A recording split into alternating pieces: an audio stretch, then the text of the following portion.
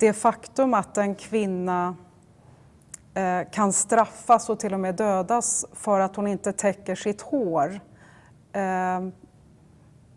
Vad finns det för försvar för det?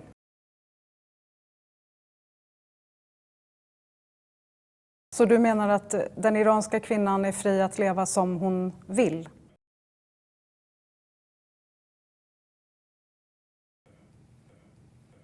ببینید در ایران حجاب قانونی است.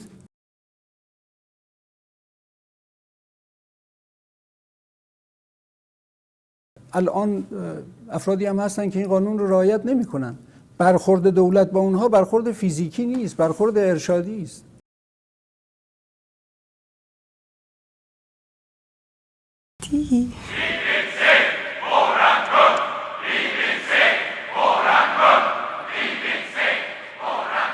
Som SVT som vill ju faktiskt vara det tv-bolag som är folkets tv-bolag.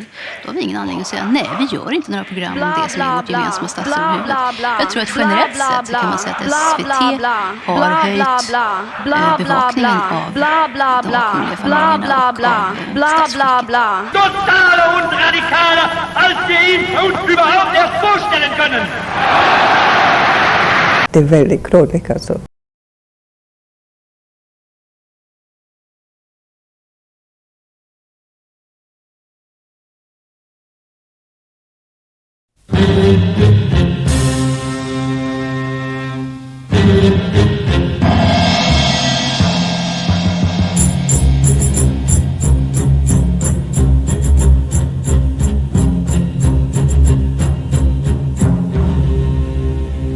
الملك يبقى مع الكفر ولا يبقى مع الظلم